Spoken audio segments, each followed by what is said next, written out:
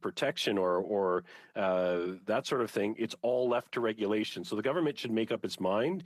I think it's very, very prescriptive. It imposes a very strong standard on airports, and but unlike other portions of the bill, it doesn't leave it to regulation. So I'm unclear why that portion was so prescriptive, and in other portions they've left it entirely to the minister and the cabinet. We are now at statements from members. Déclaration de député. The honourable member for Dartmouth Cole Harbour. Madam Speaker, I'm rising to honour an outstanding individual from my riding, Dartmouth Cole Harbour's Leo McKenzie. Leo spent the past 40 years working with the nonprofit Regional Residential Services Society in support of adults with intellectual disabilities. And he spent the last 14 years helping his friends on Hilton Drive live their best lives, while supporting the amazing work of Better Together Nova Scotia. Leo has always ensured that the people he supports are active members of our community. He's always listened to their ideas and helped make them a reality. Leo has empowered and inspired so many through his positive attitude and his eagerness to give back to his community. Leo has changed so many lives for the better, and we owe him our gratitude. Speaker, I ask that all members join me in congratulating Leo McKenzie on his retirement. Thanks for everything, Leo. The honourable member for Calgary Shepherd. Shilan Mirzai is a prominent Iranian human rights activist that has been wrongfully arrested for her defense of Iranian refugees in Turkey and her strong voice for human rights. Worse still, her arrest was made at the request of the terrorist regime in Iran. Mirzai is now held in a deportation center in Turkey. She faces deportation to Iran and a certain death sentence. Turkish President Erdogan has been deporting innocent Iranians and Kurds fleeing the regime in Tehran. Erdogan has defended Hamas publicly and bombed Kurdish civilians in Rojava. Canada must get tough with Tehran, delegitimize the regime, list the IRGC as a terrorist group, get justice for the victims of PS 752. The NDP Liberal government must call on Turkish President Erdogan to do the right thing by immediately ending this unjust detention and release Shilan Mirzai. Jinjian Azadi, Zen Zendagi Azadi. The honourable member Cloverdale Langley City. Madam Speaker, I rise in the House today to offer congratulations to the National Trust for Canada on their 50th anniversary conference. Taking place in Ottawa right now at the Chateau Laurier, this year's conference theme is Transforming Heritage. The conference has brought together over 700 heritage professionals, advocates, and industry leaders from across the country, and is being held in partnership with the Canadian Association of Heritage Professionals and the Indigenous Heritage Circle. The National Trust for Canada is the leading national charity dedicated to the conservation and use of Canada's historic places. Since its inception in 1973, the organization has powered a movement dedicated to preserving and revitalizing heritage buildings, landscapes, and communities for the benefit of the people and the planet. I want to say a special thank you to Natalie Bull and Chris Weeb from the National Trust. Their dedication to heritage shows through their hard work. They mobilize support for Bill C-23, which is key legislation for the protection of Canada's national heritage. From conference attendees, I call on all members of this House for the swift passage of C-23. Congratulations to the National Trust on their 50th anniversary. Thank you. The honourable member from Edmonton-Griesbach. Mr. Speaker, the humanitarian crisis unfolding in the Middle East is not occurring in isolation. It is significantly impacting Canadians here at home. Students, refugees, teachers, doctors, and even children are witnessing a severe surge in Islamophobia, anti-Palestinian racism, and anti-Semitism. Visible Muslim women who wear the hijab, especially black Muslim women, currently fear for their safety, particularly when speaking out against injustice. They are losing jobs, scholarships, and facing threats on campuses and in workplaces. In my riding of Edmonton-Griesbach alone, we bore witness to a racially motivated attack and verbal abuse against an innocent teacher at Queen Elizabeth High School. This dehumanization of people is unparalleled, and we cannot remain silent during these difficult times. When I was growing up, Mr. Speaker, my elders instilled in me the moral obligation to speak out when witnessing such atrocities. I implore all Canadians to stand in solidarity with Muslim and Jewish voices right across our country. Thank you very much. The honourable member for Halifax West. Mr. Speaker, November 1 marks the beginning of our first National Lebanese Heritage Month in Canada. I am very proud to underscore this special occasion with my friends, my constituents, and all Canadians. Colleagues, I encourage you to take this weekend to connect with your local Lebanese community. Identifiez. Take the time to find out about and attend events and celebrations in your community. Our community is organizing so much. Tonight's Cascun wine tasting, an Independence Day flag raising, the annual Lebanese Film Festival, the Watani Lebanon Party, and more. Our local Lebanese organizations and the consulates and the embassy are all working hard to make this inaugural year memorable.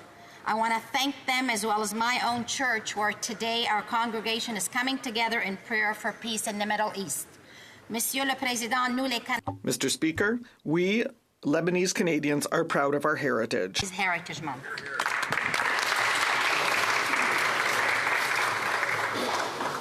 The honourable member from Etobicoke Lakeshore. Thank you, Mr. Speaker. Today I stand to highlight the recent passage of Bill S-12, which amends the Criminal Code, the Sex Offender Information Registration Act, and the International Transfer of Offenders Act.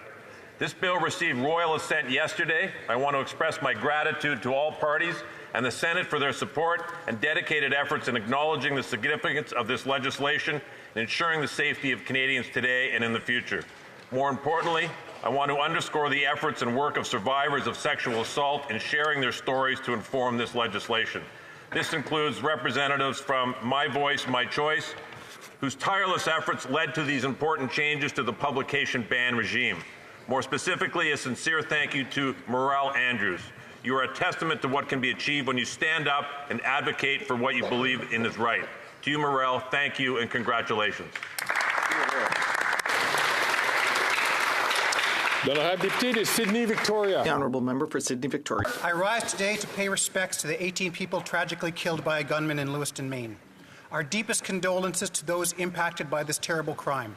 I hope that leaders in this state and country will do everything possible for them to finally address gun violence. Madam Speaker, like many Mi'kmaq people, I have family in the state of Maine.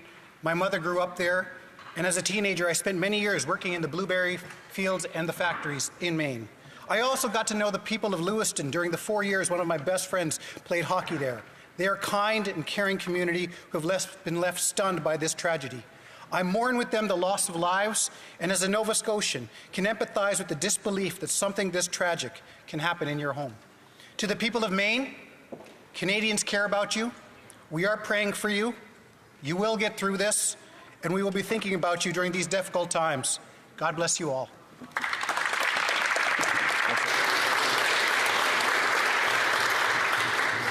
The honourable member from Kelowna Lake Country.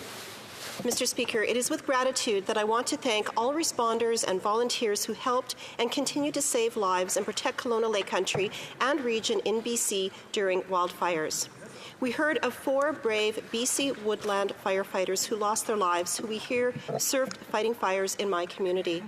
My deepest condolences to their friends and family and to all firefighters who have lost their lives. Thank you to all at the Central Okanagan Emergency Operations Centre, Emergency Shelter, and Emergency Support Services. There is great loss that will affect many for a long time, as most structures are homes, and my heart goes out to all those affected. Residents were calm and overwhelmingly compassionate, opening their homes and hearts. Thank you to all cultural groups, worship centres, businesses, community organizations, not-for-profits, and charities doing what they could, helping those in need. It's important to continue supporting these organizations as they serve our community and to check on the mental wellness of those around us. Thank you, Mr. Speaker. The honourable member for Pickering-Uxbridge. Thank you, Pickering-Uxbridge. Thank you, Mr. Speaker. October is Cybersecurity Awareness Month, and as the Parliamentary Secretary responsible for cybersecurity, I want to take this opportunity to highlight some key resources and tips for staying cyber safe that all Canadians can learn from. The best way to protect ourselves from cyber attacks is to be educated on phishing red flags, proactively protect our data and back up our devices, set strong passwords, be careful about what we share online, and help educate the most vulnerable in our communities, especially children and seniors. When it comes to understanding antivirus softwares, installing new security updates, and navigating conversations about cyber safety, Canadians can visit getcybersafe.gc.ca for resources and information. Cyber attacks are preventable, and it's critical that we protect ourselves and our communities. Thank you, Mr. Speaker. The Honourable Member for Bellechasse, Les Etchemins, Lévis. Mr. Speaker, after 8 years of this government, Quebec has the highest inflation rate for a fourth consecutive month, and food banks are seeing record attendance.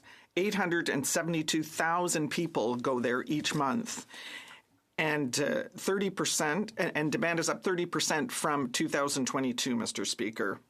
In my riding, Le Grenier in Lévis, Frigo Plein in Saint-Lazare, and L'Essentiel in Lac Etchemin have also seen significant demand. How can this be happening here, Mr. Speaker? All this mess is because of the Liberal Bloc coalition that wants to hike the carbon tax, which increases the price on everything. Let's be clear. Every unit of food produced in another province, transported and purchased in Quebec is more expensive because of the carbon tax. We can't say it enough. It's very expensive to vote for the Bloc. The Honourable Member for Calgary Heritage. Costume and tax the truckers moving the costume and tax a shopkeeper that sells a costume, you tax a consumer that buys the costume. Everyone knows the Prime Minister is obsessed with costumes. I can't explain why. On top of quadrupling his carbon tax, he's introducing a new costly costume tax. My friend Ryan owns a costume shop in Calgary, a beloved local business back home for 24 years. Now it's under attack by NDP Liberal gatekeepers for forcing Ryan to pay more than $100,000 in import fees. All thanks to a nonsense policy classifying his costumes as, quote, fancy dress wear. After 8 long years of NDP Liberal corruption, small businesses are closing their doors across this country. Don't let that happen to this costume shop.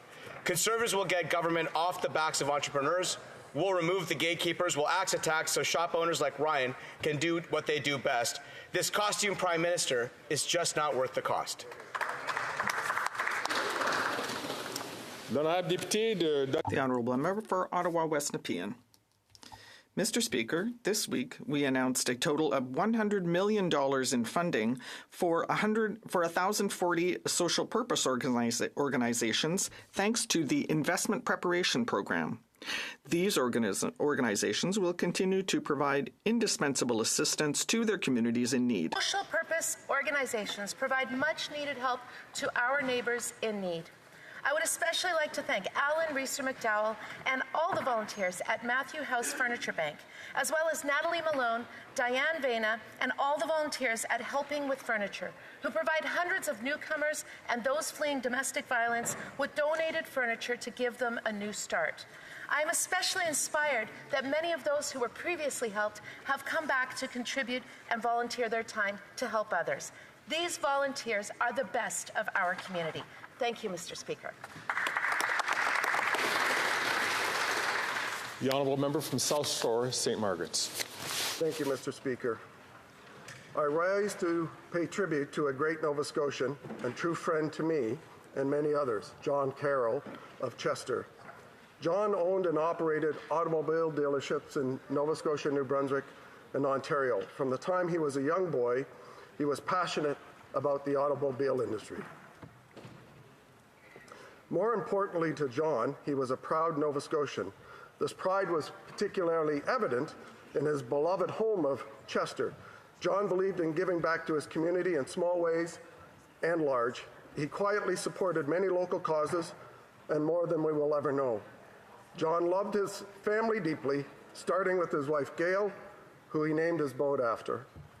He beamed with pride whenever he talked about his grown children, their successes, and their families, Scott and Julia. Once you were a friend of John's, you were friends for life. and I had lunch with him only 2 weeks ago in Lunenburg. John died yesterday at home, and on behalf of this House, I wish to extend our condolences to Gail and their entire family. Rest in peace, John.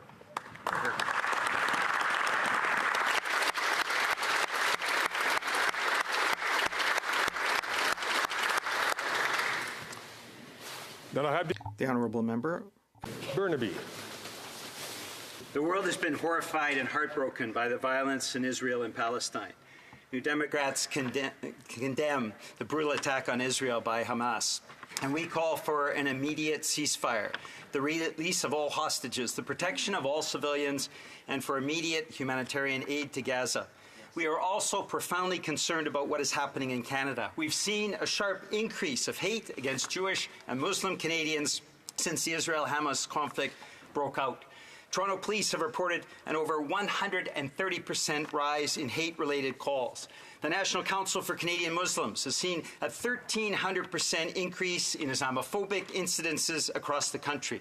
We've seen a 400% increase in anti-Semitism, in incidences of hate since last year. New Democrats condemn all forms of hate and discrimination, especially anti-Semitism and Islamophobia. All levels of government need to provide strong leadership to ensure public safety in our communities, including places of worship and schools. Together, let's take a stand against all forms of hate, Mr. Speaker.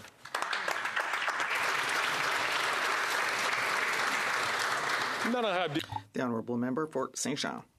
Mr. Speaker, I'd like to tell you about a young athlete in my riding who recently took part in the World Rowing Beach Sprint Finals in Barletta, Italy at the beginning of the month. Ella Rose Duval became interested in rowing in 2020 after watching the Tokyo Olympics. Only 2 years later, she participated in the Canada Games and then qualified for the Worlds, but this time in coastal rowing. At this rate, I'm quite sure that she's going to make one of her dreams come true, that is taking part in the Los Angeles Olympic Games in 2028, which will have this sport for the first time. Ella Rose is only 17, but she maintains an overall average of 98% and is the best student in her school. She also holds the Governor General's Bronze Academic Medal and the Quebec Lieutenant Governor's Bronze Medal for Youth in recognition of her volunteer work. Ella Rose, all my congratulations, and keep up the good work. Then I have Député de Calgary Rocky Ridge. Under this NDP Liberal government, a generation of young Canadians are giving up on homeownership. It used to be that if you had a full-time job and saved your money, you could buy a home, start a family, and eventually pay your house off. But how can a young Canadian save for a down payment when they're paying $2,500 a month for rent?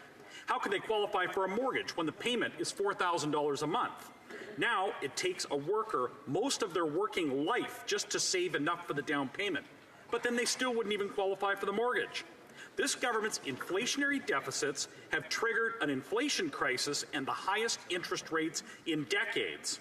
Those that already own a home don't know what they're going to do and how they're going to make their mortgage payments after the next renewal. And those who don't own a home are forced to pay ever-increasing rents. This Prime Minister has killed the middle-class dream of home ownership. That's his legacy after 8 years. This Prime Minister is not worth the cost.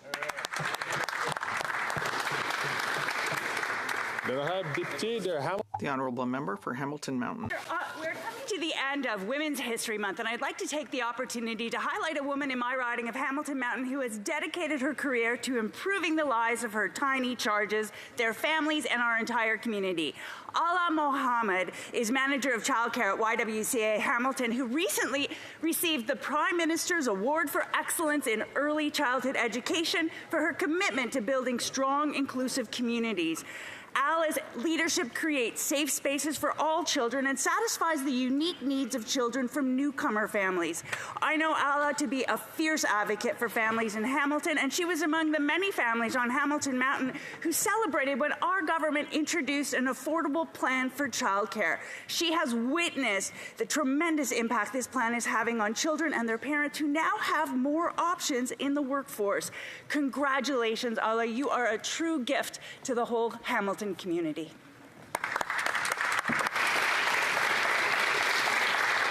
Qu'est-ce questions orales. L'honorable député de Foothills. With plummeting polls in Atlantic Canada, this Prime Minister is panicked, desperate, and making it up as he goes along. Only a year ago, Liberal MPs voted against a Conservative motion to axe a carbon tax from home heating.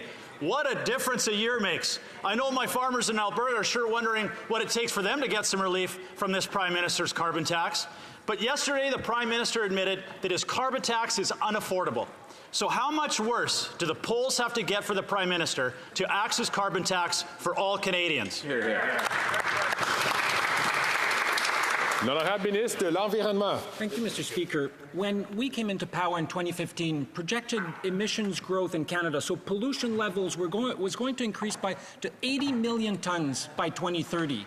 We brought this down 80 million tons, more than 80 million tons, in fact, and since then, we've reduced it by another 50 million tons, Mr. Speaker. So that's more than 100 million tons of pollutions that Canada won't have to endure because of us, despite the Conservative Party of Canada. We're only getting started, Mr. Speaker. We have a plan to fight climate change and to help Canadians with affordability. We'll keep going at it.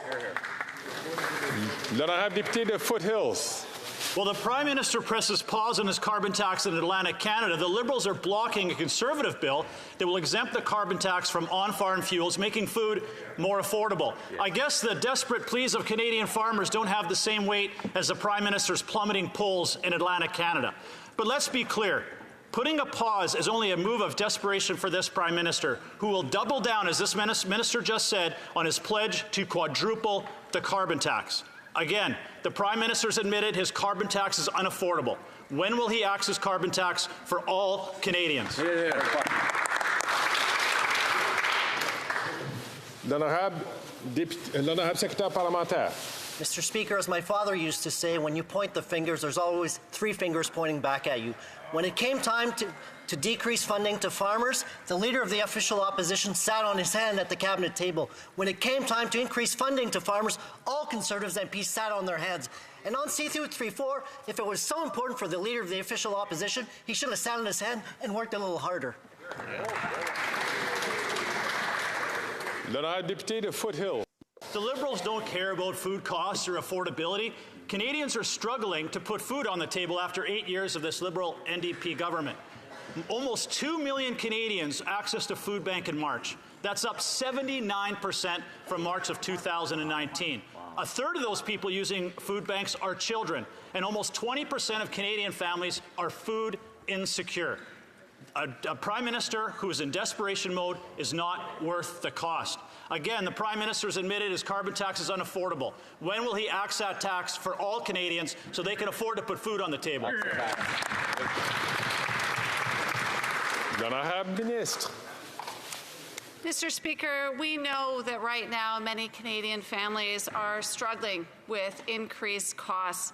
Last night I was speaking with Faye, and Faye shared with me that he came to Canada with his family 5 years ago from Syria. And he shared the impact that the Canada Child Benefit had on his family, enabled them to ensure that they could buy food and the things that their children needed. This is one story, Mr. Speaker, of the 3.5 million Canadian families that receive this benefit each and every month.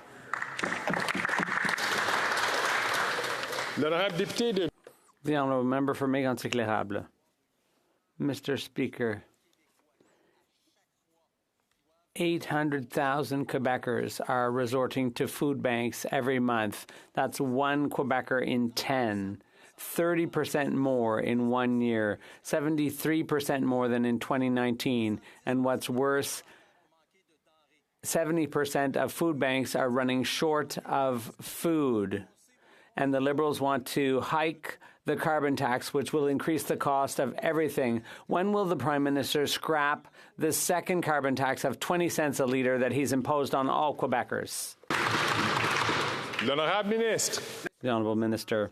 Mr. Speaker, I'd like to thank my colleague for his question And it's clear, Mr. Speaker, we are in the heat of the action. We're stabilizing grocery prices for Canadians. There's the Canada Child Benefit, which continues to put money in the pockets of Canadians and Quebecers. Mr. Speaker, the carbon tax doesn't apply in Quebec, and the member knows that full well. Mr. Speaker, we are here to support Quebecers and Canadians, and we will continue getting the job done. The honourable member for Mégantic-L'Érable. Well, they're missing in action because yesterday in a newspaper article it said that over 800,000 Quebecers are resorting to food banks. It's a national embarrassment. That's the legacy of 8 years of Liberal government. And further on it says the face of poverty is changing. Workers, women students, university students are all resorting to food banks. The Liberals are plummeting in the polls. Will the Prime Minister scrap the second carbon tax that he's imposed on all Quebecers, yes or no? L'honorable ministre. Mr. Speaker, once again, on this side of the House, we recognize that many Canadian families are facing challenges. Just last week, I had the opportunity to visit the Eden Food for Change in the riding of Mississauga Erin Mills. And that institution, that organization, helps to feed individuals each and every day. Through the Community Services Recovery Fund, we've put $400 million into these community organizations to help address these problems. L'honorable député de Saint-Jean. The honourable member for Saint-Jean. Mr. Speaker, Radio-Canada revealed that the Liberals are considering revising downward immigration thresholds for 2026 because of the housing crisis. The minister even confirmed he planned to say more on November 1st, but Ottawa is still reviewing its thresholds without talking to Quebec and the provinces. Quebec and the provinces are responsible for healthcare, education, enculturation, infrastructure, and the list goes on. They're the only ones who know their capacity for successful immigration. So will the government commit to consulting them and adjusting thresholds according to provincial settlement capacity? The Honourable Parliamentary Secretary. Thank you, Mr. Speaker. As the member opposite knows full well, Quebec sets its own immigration levels. They can choose francophone applicants, and they will build the housing they need and provide the jobs for those people. Mr. Speaker, we always respect Quebec's jurisdiction around immigration, and newcomers are undeniably part of the solution. The honourable member for Saint-Jean. Mr. Speaker, it's curious. Yesterday, when the Bloc was talking about revising thresholds, the Liberals accused us of being anti-immigration. But when the Liberals revise the thresholds, as they're doing now, that doesn't mean they're anti-immigration. When it's them, it's fine. When it's someone else, it's bad. Mr. Speaker, on the initiative of the Bloc, on Tuesday, we'll be discussing those immigration thresholds. Will we be able to have an intelligent debate without the Liberals suggesting that everyone but them is intolerant? The Honourable Parliamentary Secretary. Thank you, Mr. Speaker. The Bloc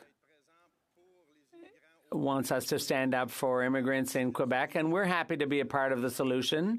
Quebec has the exclusive power, though, to select the vast majority of immigrants coming to Quebec. And under the Canada-Quebec Accord, Quebec also receives financial compensation from the federal government. So we respect Quebec jurisdiction around immigration, and we work very well. We are working very well with the government of Quebec. That government is a good partner for us. The New Westminster, Burnaby. We're seeing a housing crisis across the country, and Halifax is seeing one of the worst in Canada. People are forced to live in parks and in their cars. Women fleeing violence have nowhere to go when their stay at a shelter ends. Students can't find a home they can afford. Now, Liberals and Conservatives finger point, but between them, these two parties have lost over 1 million affordable homes over the last 17 years. When will the Liberals finally build the homes people desperately need so no one has to sleep on the streets in Halifax? L'honorable Secrétaire Parlementaire. Mr. Speaker, 70,000 new units for individuals who have experienced homelessness. 122,000 people who are close to being homeless are not homeless because of the National Housing Strategy. That applies to what I just said before on homelessness. That member rightly brings up the plight and position of women who experience homelessness. Over 400 units of shelter, either renovated or constructed through this government's investments. We have more to do. It's not an acceptable situation, but we will get it done. L'honorable député de New Westminster, Burnaby. The Liberals say they're not making things worse, but they're certainly not making things better.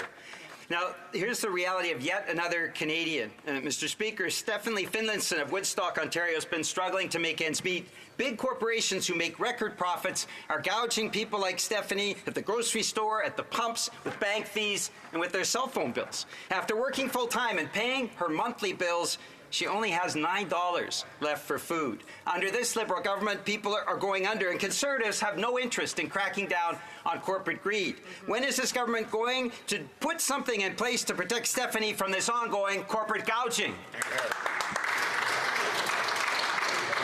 L'honorable secrétaire parlementaire. Thank you to the honourable member for the question. While our government is stepping up to fight inflation and alleviate the pressures in our economy to address the affordability challenges that Canadians are under, we see the Conservatives shudder at even the thought of standing up to corporations. We brought them to the table. They've produced action plans. We're updating our competition laws, and I wish all members of this House would get on side and vote in support of our Affordability Act. L'honorable député de South Shore St. Margaret's. A year ago, the Liberal MP from St. John's East, in a show of great compassion to Atlantic Canadians, said he was sick and tired about hearing from people complaining about the cost of heating. Then he said he and his fellow Liberals voted against removing the carbon tax from home heating. And after 8 years, NDP Liberals now admit the carbon tax is hurting people and it's not worth the cost. Will the Prime Minister admit the pain he has caused and axe the entire carbon tax? L'honorable secrétaire parlementaire. Mr. Speaker, Canadians know that climate change is real, and Nova Scotians know that climate change is real. Over the past 2 years, we've had fires, we've had floods, we have hurricanes, but we've also heard that Nova Scotians need help and they need time. And that's why I'm proud that our government has incentivized heat pumps and created incentives for medium and low-income families to ensure that they can make the transition to clean and affordable energy. Our government is committed to addressing climate change, and we will be there to help all Canadians make that change. Good job. L'honorable député de South Shore St. Margaret's. The announcement he referenced is from a panicking, plummeting Prime Minister. And after 8 years, even that panicking Prime Minister now admits his carbon tax is not working.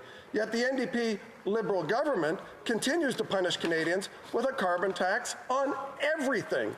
This Prime Minister is not worth the cost.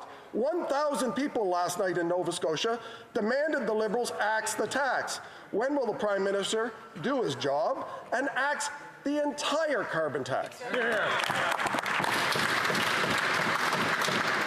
L'honorable secrétaire parlementaire.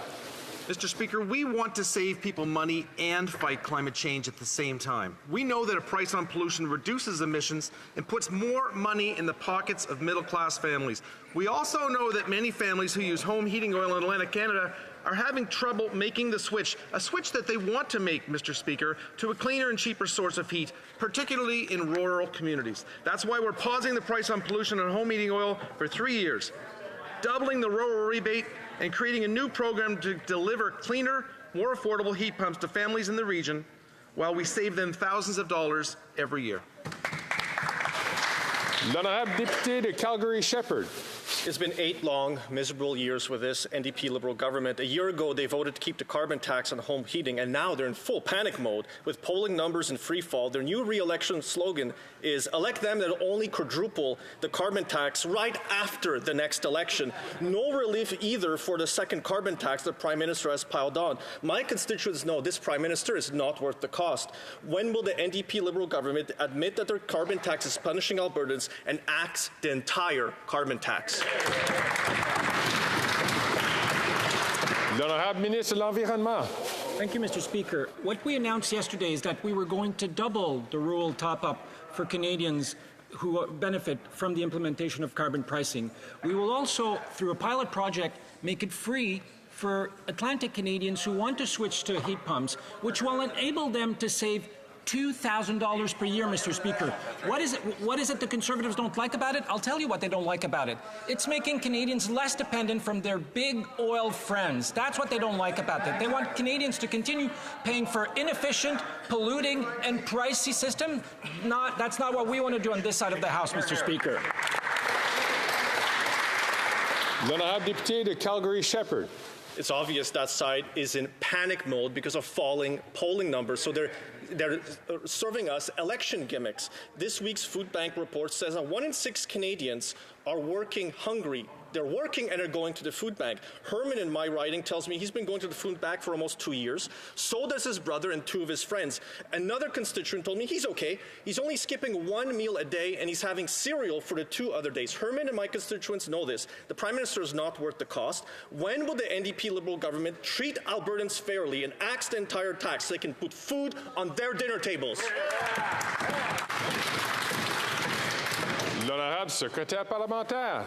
Well, Mr. Speaker, it's hard to take these champagne Conservatives seriously as they continue to stand up in this House and speak to the hardships that Canadians are feeling, while every step of the way they oppose the very measures that our government has consistently put forward to help the most vulnerable. Measures like the Canada Child Benefit offering families hundreds of dollars per month to support their children, and childcare, which is saving families hundreds of dollars per month. Instead of weaponizing Canadians' hardship for political gain, perhaps they could consider supporting real measures that help Canadians, like the Affordability Act. Before I proceed to the next question, I would ask all members on all sides of the House to please keep your comments to the time that you're recognized and you have the floor, so that all members can listen to the questions and to the answers. The honourable member from Prince George, Peace River, Northern Rockies. Thank you, Mr. Speaker. Mark is a local grocery store owner in Dawson City. Mark has seen his already high shipping costs get slapped with a 94% fuel surcharge because of this Prime Minister's carbon tax. A dozen eggs is $8. A pound of butter is $9. And get this, a kilogram of cheese is $30. Yukoners know they simply can't afford this Prime Minister any longer. Will this NDP Liberal government finally stop punishing Yukoners and axe their carbon tax? L'honorable ministre de l'Environnement. Thank you, Mr. Speaker. The Canada Energy Regulator estimates that wind power will provide about 30% of total Canada's supply in 2050, compared to less than 6% in 2021. Now, according to a recent study by the Public Policy Forum, offshore wind could be for Atlantic Canada what, and I quote, oil was for Texas or hydropower for Quebec. This is transformational for Atlantic Canada. I think a lot of Canadians, Mr. Speaker, are wondering why is the Conservative Party opposing the development of clean, renewable energy for Atlantic Canadians and, in fact, for all Canadians, Mr. Speaker? Thanks for the question, Minister. L'honorable député de Prince George, Peace River, Northern Rockies. Thank you, Mr. Speaker. Despite this Prime Minister's fancy photo ops yesterday, Yukoners are facing a cold winter where they have to decide between keeping their kids warm or keeping them fed. Carbon tax is causing transportation costs to double and food prices to skyrocket. Instead of making it better for struggling Yukoners, this NDP Liberal government is making it worse. After 8 years, this Prime Minister simply isn't worth the cost. Yukoners want to know, will they end in its entirety the carbon tax? When? L'honorable ministre. Mr. Speaker, I respect the honourable member across the way speaking for the people of Yukon. We have a fantastic member of Parliament on this side that actually represents the Yukon. And Mr. Speaker, I can tell you that the investments that we are making in that territory are transformational investments in our tourism industry, in making sure that we have climate resiliency. Mr. Speaker, what the Conservatives have against climate change is the fact that they don't believe in it. They ran on a policy to actually fight climate change. Now they're under new management. They don't care. We're due. We're going to fight climate change for Yukoners and all Canadians. The honourable member for Terrebonne, Mr. Speaker, once again, this government is going it alone, threatening the survival of 250,000 businesses. Everyone's asking the government to defer repayment of the CEBA loans for another year. The premiers of Quebec and the provinces, the National Assembly, unanimously, the Federation of Independent Business, the Restaurant Association, everyone's on the same side, the entrepreneurs' side, except the federal government. When will they stop stubbornly standing alone against the world and offer the deferrals everyone's asking for? The Honourable Parliamentary Secretary. Mr. Speaker, and I'd like to thank the member opposite for her question and her continuous advocacy for small businesses across Canada. Mr. Speaker, the CEBA program provided unprecedented support to nearly 900,000 small businesses and helped them keep their doors open and keep the lights on. Last year, our government extended the forgiveness qualification deadline by 1 year to the end of this year. We know times are still tough for small businesses, Mr. Speaker, and that's why we recently announced a full 1-year extension on the term loan repayment. We will continue to be there for small businesses throughout Canada, Mr. Speaker. Thank you. The Honourable Member for Terrebonne. Mr. Speaker, repeating what the government has done in the past won't stop any of the 250,000 businesses threatened with bankruptcy in 2024. No one's attacking their record. Everyone's asking what they're going to do today. They need to open up a direct channel of communication with small businesses to offer them personalized solutions and a reasonable extension. The solution is in their hands. What are they going to do today to avoid a wave of bankruptcies? What's the government going to do today? L'honorable secrétaire parlementaire. Thank you again, Mr. Speaker. Look, the bottom line is that we've been listening to businesses across the country. And if you're a small business and you do not currently have the funds to repay your CEBA loan, you now have 3 years to repay it in full.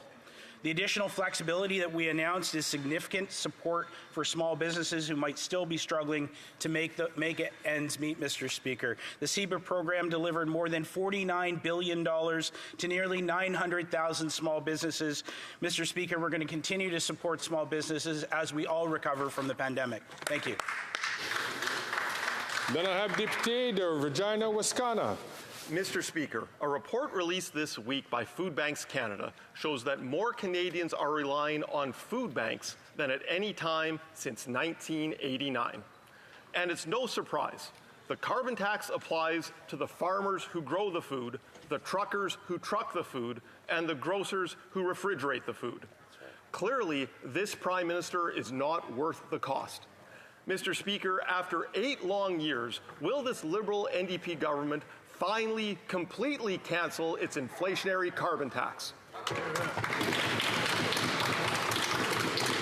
The Honourable Parliamentary Secretary. Well, Mr. Speaker, our government has demonstrated through action that we really care about the struggles that Canadians are facing. But it's hard to take these Johnny-come-lately Conservatives seriously.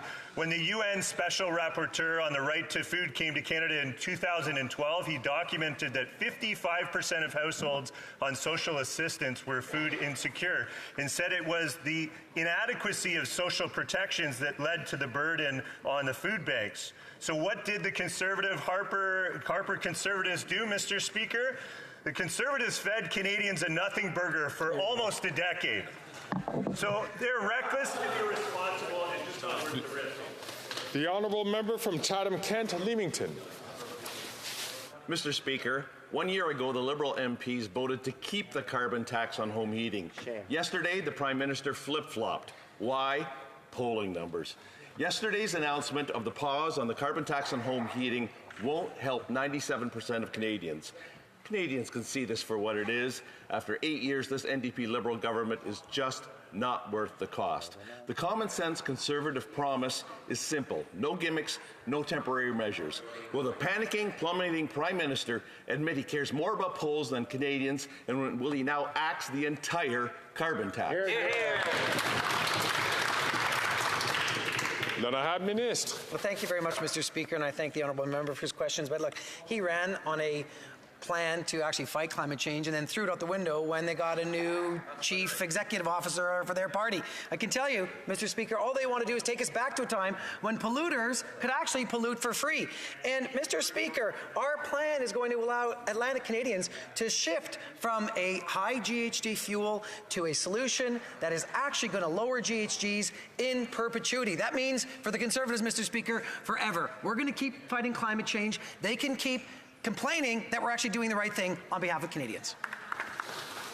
The honourable member for Louis Saint Laurent.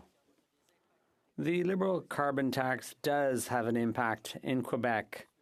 The second Liberal carbon tax will cost up to 20 cents a litre more for gas, and all this with Bloc support. More money in Ottawa and less money in Quebecers' pockets. After 8 years of Liberal government, 1 Quebecer in 10 is resorting to food banks. The Liberals with the Bloc want to create a new tax when people in Quebec are suffering. The Honourable Minister.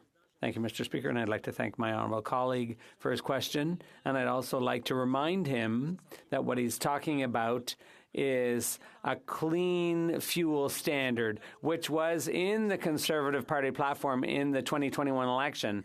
However, despite having campaigned on such a measure because it would help reduce greenhouse gas emissions from the oil patch,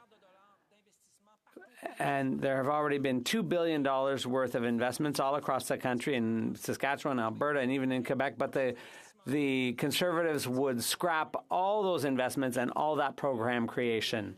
The honourable member for Louis Saint Laurent. Mr. Speaker, where was the minister last year? Because on October 24th, 2022, we voted on a motion here which the Conservatives proposed to scrap the carbon tax on home heating. And just yesterday, the Liberals flip-flopped and suddenly said they supported that idea. Mr. Speaker, the fact is, if people in the Atlantic region are going to get a break, what about Quebecers? What about Montrealers? Are they going to give them a break too, and scrap the carbon tax? The Honourable Minister. It's true, Mr. Speaker. It's hard to follow all the information about climate change, and I can understand why my friend opposite is a bit confused. So the clean fuel standard applies all across Canada. It applied yesterday, it applies today, it applies in Atlantic Canada, in Quebec, Alberta, or even BC. It's completely different from the carbon tax. And the investments are creating hundreds of jobs, including among farmers who are going to produce canola and so on. But if the Conservatives took office, all of that would disappear. And I have Deputy to North Island, Powell River.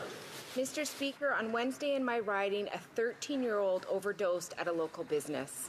Luckily, a nurse and local firefighters saved her life, and I am so grateful. In BC alone, more than 1,800 have died this year due to the toxic drug supply. The Liberals have delayed mental health funding while people die. And the Conservatives, they want to punish people who are struggling. When will the Liberals deliver a national health-based plan to address the toxic drug crisis? The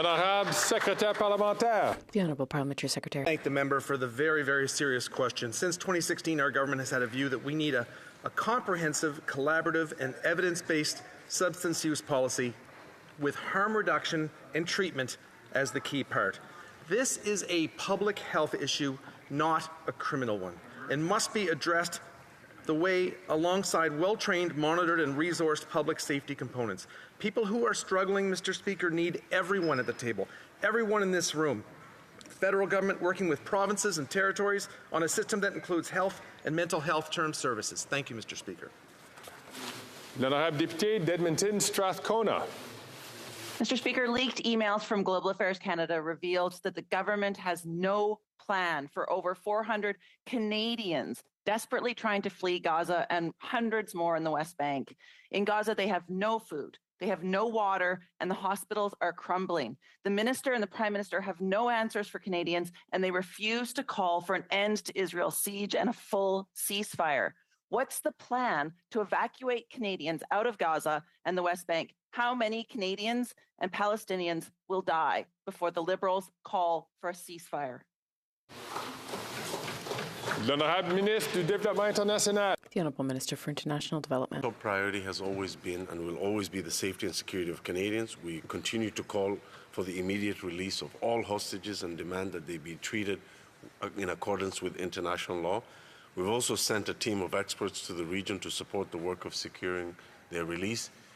With respect to the larger number of Canadians who are trying to evacuate from Gaza, myself, the Foreign Affairs Minister, and our Prime Minister have been doing everything that we can to work with our partners in the region and beyond to enable them to evacuate safely and securely from Gaza. L'honorable député de St. John's East. Mr. Speaker, when Canadians needed support during the pandemic, community organizations and charities stepped up to provide crucial assistance. Now, many of them are having difficulty generating revenue, managing increased costs and demand for services, and attracting and retaining paid staff and volunteers. Can the Minister of Families, Children and Social Development update Canadians on the progress that has been made to support these organizations? L'honorable ministre. Mr. Speaker, through the Community Services Recovery Fund, nearly 5,500 organizations nationwide have been funded. In the members' riding of St. John East, that means groups like the Association of New Canadians is now better able to support newcomers. The Food Producers Forum, Bell Island Community Food Bank, and the Newfoundland and Labrador Food Umbrella can continue feeding their community. These are local groups, Mr. Speaker, that are making a real difference in St. John's East. L'honorable député de Parry-Sound-Muskoka. This NDP Liberal government's inflationary spending is making everything more expensive, proving once again that the Prime Minister is just not worth the cost. Food Banks Canada has reported that in March of this year, almost 2 million Canadians visited food banks. That's a 78.5% increase since March of 2019. Rent has doubled, mortgages have doubled, and the number of Canadians needing food banks is skyrocketing. So when will this coalition government end their wasteful inflationary spending so Canadians can afford to eat? L'honorable secrétaire parlementaire. Mr. Speaker, every day in this House, Conservatives stand up and talk about the lineups at our food banks as if food security in this country or food insecurity just became a thing. While our government created the first ever national food policy for Canada, invested in the local food infrastructure fund, invested over $100 million on food security organizations during COVID-19, and advanced social protections that lifted 2.7 million Canadians out of poverty, what did the Stephen Harper Conservatives do, Mr. Speaker? Nada. Nothing. Zilch. So if the Conservatives have finally woken up to the fact that food security is a need in this country, they can vote for the Affordability Act. The honourable member from Parry-Sound-Muskoka. Well, Mr. Speaker, we know that food insecurity is not a new thing. It's only been getting worse under this Liberal NDP coalition. In fact, 67% of those using food banks this year were living in market rental housing and paying so much they couldn't afford groceries. What's worse is children now make up 33% of food bank clients. So the NDP Liberal talking points and photo ops are clearly not working. So when would they end their inflationary spending so we can keep roofs over our heads and kids out of food banks? L'honorable secrétaire parlementaire. Thanks, Mr. Speaker. The UN Special Rapporteur on the Right to Food reported as many as 4.3 million Canadians were food insecure in 2011 and said, and I quote, "A growing number of people across Canada are unable to meet their basic food needs." That was in the dark era of the Conservatives for almost a decade, where food insecurity continued to get worse and worse and worse. So I don't know when the Conservatives finally woke up and realized that this was a major issue in this country, but they did nothing for over a decade. So here we are addressing the issue, lifting 2.7 million Canadians out of poverty. I wish they would get on board and do something for once to actually support Canadians. L'honorable député d'Edmonton, Wetaskiwin. Mr. Speaker, the disastrous Trudeau economic legacy, 14 deficits in 15 years in the 70s and 80s, led to untold devastation for Canadian families and massive cuts to Canadian healthcare spending and critical federal programs for seniors and families. After 8 more long years, that family legacy has now resulted in 20 consecutive deficit budgets under Prime Minister Trudeau and his son. That family legacy is definitely not worth the cost. Some are now saying that we will spend more on interest payments this year than we do on the Canada Health transfer. Is that true? L'honorable Ministre. Speaker, maybe the honourable member from the south of Edmonton forgot or had amnesia over the 10 dark years under the Harper government, and quite frankly, he is one of the silent Conservative voices, 30 silent Conservative voices, MPs all from Alberta, Mr. Speaker, saying nothing about Danielle Smith's reckless and irresponsible attempt to take Albertans out of the CPP. Is he happy to scare seniors in his riding? Is he happy to destabilize CPP for the country, Mr. Speaker? Shame on him and his whole party for being silent and scaring Alberta and Canadian seniors. L'honorable député d'Edmonton-Westaskowen. Mr. Speaker, when each faced a global crisis, our governments definitely took distinctly different routes. Our Conservative government ran targeted, time-limited deficits and laid out a timeline to get back to balance by 2015, which we did. This Liberal Prime Minister, on the other hand, announced that the crisis was an opportunity to reimagine our economy and embarked on a wild-eyed experiment that has our country teetering on the edge of financial devastation. My question again, will this government spend more this year on interest than we do on the Canada Health transfer? Yes or no?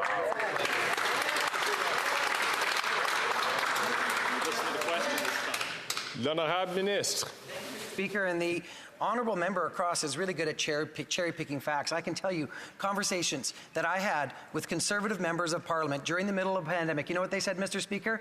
They said, forget the loan programs, forget the ability to help people to actually pay their rent. You know what they said, Mr. Speaker? They said, let the market decide. What did they want to have? Breadlines and poverty and decimation in our streets. Shame on them for scaring people about CPP, and shame on them for revisionist history. This is a government that supports Canadians and has lifted over 1 million people out of poverty. Shame on them.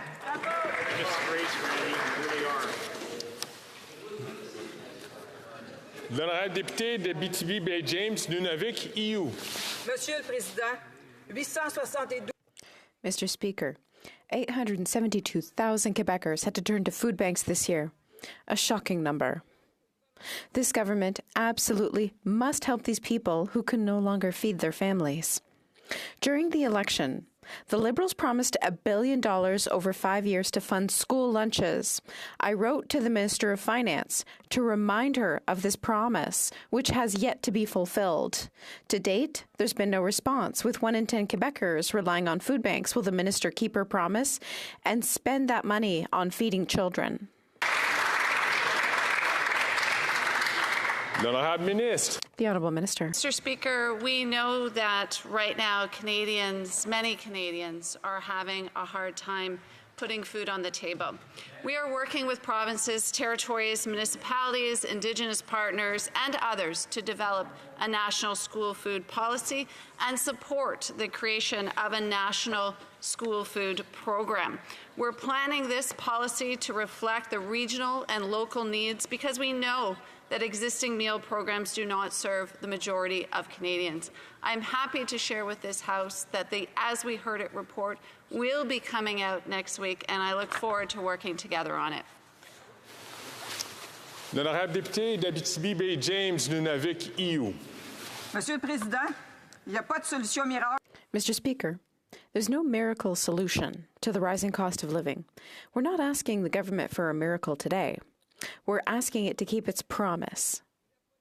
It promised $1 billion to feed children in schools. That's not miraculous, but it could make all the difference for 872,000 Quebecers with families who use food banks. When will the government keep its promise and unconditionally transfer the money to Quebec? L'honorable Ministre de la Famille. The Honourable Minister for Families. Speaker, we know that kids learn better on a full stomach, and this remains our goal. The work underway on a national school food policy is critical to achieving that. We continue to work with our partners, the province, the territories, Indigenous partners, stakeholders, and children to inform the path forward on this. As mentioned, I look forward to the release of the As We Heard It report, the results of our consultation, and I look forward to working with all members in this House to move it forward. L'honorable député de Calgary, Rocky Ridge. Mr. Speaker, after 8 years, Canadians are increasingly convinced that this Prime Minister is not worth the cost. This government's insatiable appetite for spending has triggered an inflation crisis and interest rate hikes. Millions of Canadians with mortgages are left wondering what they're going to do when their payments go up by over $1,000 a month on their next renewal. When will this NDP Liberal government get their inflationary deficits under control so people can afford to stay in their homes? L'honorable secrétaire parlementaire. I sat with that member on the Federal Finance Committee for 2 years, Mr. Speaker. At no point did he ever stand up and go against the austerity agenda of that party's leader. It's an unacceptable approach. But we on this side do have an approach that matters. In that community where he's from, in Calgary, we are working with that city council on a number of things, including the Housing Accelerator Fund, that will see more homes built. That brings down the cost of rent. That brings down the cost of purchasing a home. We will continue to work together, Mr. Speaker. L'honorable député de Leeds, Grenville, Thousand Islands, and Rideau Lakes. $54 million in waste, extortion, corruption, and an RCMP investigation. That's ArriveCan. And we heard shocking testimony about a group of government insiders who are running a real racket in the tech sector procurement. After 8 years of this Prime Minister and his NDP Liberal government, that's how they run things. And now there's an RCMP investigation. This Prime Minister clearly isn't worth the cost. So will he fully cooperate with the RCMP in this investigation? L'honorable secrétaire parlementaire. Thank you, Mr. Speaker. As we have said time and time again, that we expect all contracts to be issued following the law and regulations set out in this place. Mr. Speaker, CBSA has launched an internal audit. They've increased oversight over contract granting, mandating new procurement certification courses. Mr. Speaker, we welcome the any investigation into these allegations, and again, any misconduct will come with consequences. L'honorable député de Leeds, Grenville, Thousand Islands, and Rideau Lakes. This Prime Minister has blocked so many RCMP investigations that he's lost track of them this week. These insiders involved in this are the same ones behind the $54 million Arrive scam. And the whistleblowers that brought this waste and corruption to Canadians' attention were threatened and had their contracts cancelled by the NDP Liberal government. After 8 years of this Prime Minister, he's not worth the cost. When will the Prime Minister stop lining the pockets of well-connected insiders and fully cooperate with the RCMP? L'honorable secrétaire parlementaire.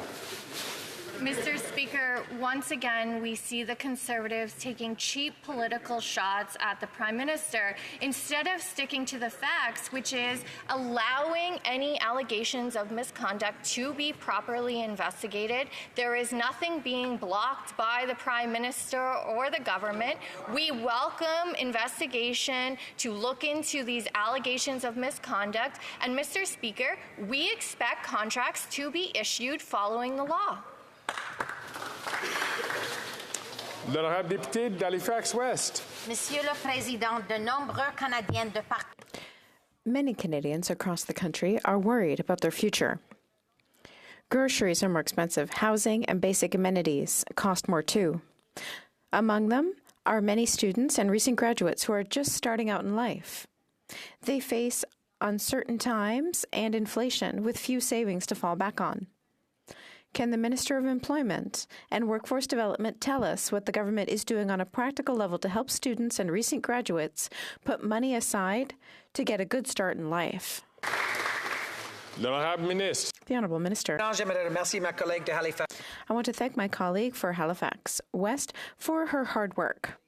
Our government understands full well that students and recent graduates need support, and that's exactly what we're doing. We recently announced that interest on Canada student loans would be forgiven. This would save young people nearly $410 a year. Our government has always been there for Canadians. I'd like to remind you that the Conservatives voted against this measure. What a shame. L'honorable député de Kelowna Lake Country. Mr. Speaker, new information was just revealed that the Prime Minister's office refused to release documents to the RCMP during their SNC-Lavalin investigation. Wow. At the Ethics Committee, MPs were in the room, the RCMP Commissioner was in the room, ready to testify on the RCMP's obstruction of justice investigation into the Prime Minister's SNC-Lavalin scandal. Then the NDP Liberal government abruptly shut down the Ethics Committee before the RCMP Commissioner could testify. After 8 years, this Prime Minister isn't worth the cost. What is the cover-up coalition hiding? The Honourable Parliamentary Secretary. Mr. Speaker, I have to admit, after yesterday's performance, I'm surprised the Conservatives would dare go down this road in dealing with the fact that they had 26 opportunities to move a motion to bring forward the RCMP to committee, but instead they choose to use that as a political ploy to block the study of looking into a lobbyist-paid trip by 5 Conservatives, including $1,800 worth of champagne. A bill, $1,200 oyster bar bill. Mr. Speaker, talk about cover-up.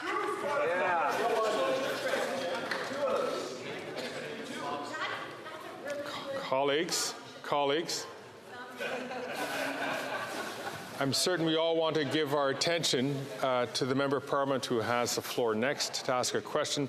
The Honourable Member from Kelowna Lake Country. Well, Mr. Speaker, the only person in this place that has broken ethics laws twice is the Prime Minister. That's right. Yeah. And the Prime Minister said when he took office that the government and its information must be open by default. But after 8 years, the Prime Minister only wants to cover up the truth. The RCMP Commissioner made himself available to answer questions, but the NDP Liberal government doesn't want him to speak. We've learnt it was the Prime Minister's office who blocked the RCMP from getting key documents during the SNC-Lavalin investigation. This Prime Minister is not worth the cost. What is the cover-up coalition hiding? Good question. Good question. L'honorable secrétaire parlementaire. Mr. Speaker, it's interesting to me that the Conservatives would once again talk about cover-up when it's they who are using political tactics to block the study of looking into a lobbyist-paid trip for 5 Conservative members. They yelled out, Mr. Speaker, to correct me, it was 2 lobbyist-paid trips. They think that makes it better. Mr. Speaker, I'm curious, was the Chateaubriand that they consumed, was that a steak or a 600-euro bottle of wine? Perhaps they could come to committee and answer those questions.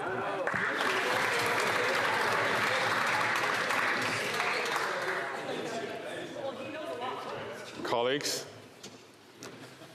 l'honorable député de Montmagny, Lillet, Kamouraska, Rivière-du-Loup. Monsieur le Président, l'Alliance Bloc libéral. The Bloc Liberal Alliance continues. Last Monday at the Ethics Committee, the RCMP Commissioner was in attendance and ready to testify about the Prime Minister's interference in the SNC-Lavalin affair.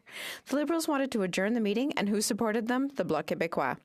The MP for Trois-Rivières voted with the Liberals to protect the Prime Minister. It costs a lot to vote for the Bloc. After 8 years of this government, it's doing everything it can to hold on. What did the Prime Minister promise the Bloc Québécois to get their support? L'honorable secrétaire parlementaire. The Honourable Parliamentary Secretary. Speaking of costs, I'm just curious, what does a $1,000 meal at the Savoy restaurant for 3 courses of a lunch, what does that look like? Maybe the Conservatives who went on a lobbyist-paid trip could come to committee and explain that.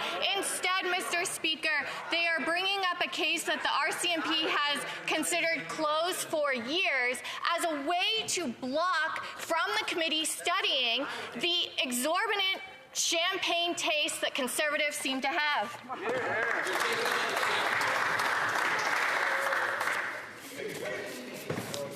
Colleagues.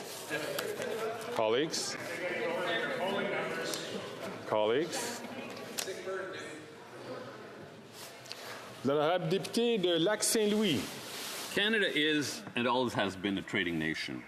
Our government's Trade Commissioner Service is an unmatched network of over 1,000 business-savvy experts in 160 cities, which help businesses in my riding and across the country reach new markets. Can the Parliamentary Secretary to the Minister of Export Promotion, International Trade and Economic Development update Canadians on how we're helping businesses get started, scale up, and go global? L'honorable secrétaire parlementaire. Well, thank you, Mr. Speaker. I'd like to thank the member from Lac-Saint Louis for his strong advocacy on behalf of businesses. I visited 2 innovative companies in Montreal and heard about how they're growing thanks to our government supports.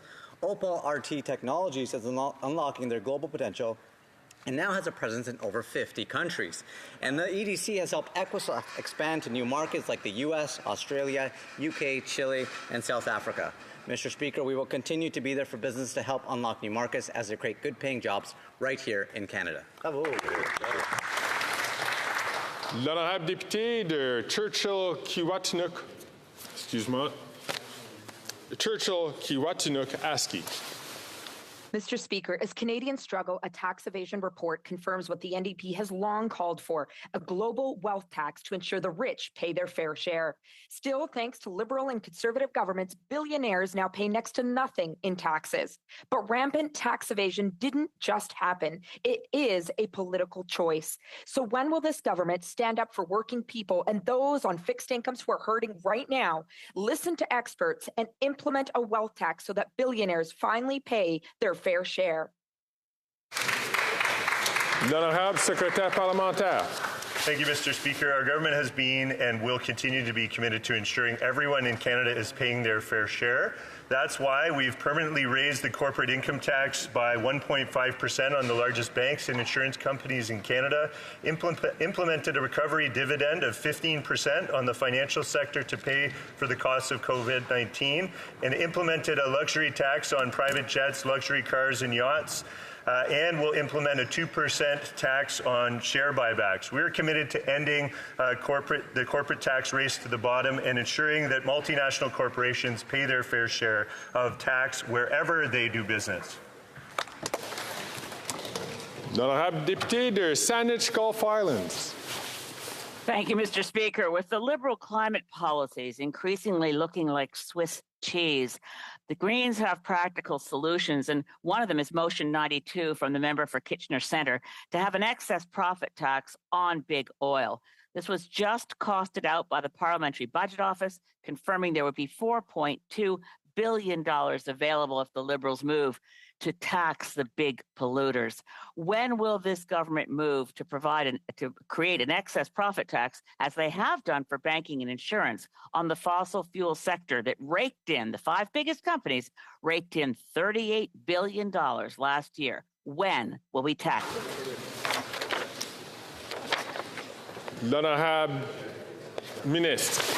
Thank you, Mr. Speaker, and I thank my honourable colleague for a question. In fact, our government has done more than anyone else to ensure that large oil companies do their fair share when it comes to paying taxes and fighting climate change. We already have regulations in place to ensure that they reduce methane emission, very powerful greenhouse gas, by at least 40% by 2025 and at least 75% by 2030. We're imposing a cap on the emission of the oil and gas sector, and as my honourable colleague just reminded this House, we've also imposed a surtax on share buybacks. We're doing more than any government has done to ensure that they do their fair share. Thank you, Mr. Speaker. And that brings us to an end to our Friday question period. As we move on to daily routine of business, I'll ask members if they can carry their conversations outside of the chamber, as we have a number of issues which are going to be brought up by various members. Tabling of documents. Madame la Secrétaire Parlementaire. Parliamentary Secretary to the Minister of National Defence. Thank you, Mr. Speaker. Under the Understanding Order 32, I would like to have the honour to table in both official languages the framework agreement between the Government of Canada and the Government of the Federative Republic of Brazil concerning defense cooperation, done at Brasilia on June 27th, 2023, and the framework agreement on social security between Canada and Tunisia, done at Jerba on November 18th, 2022. Introduction of government bills.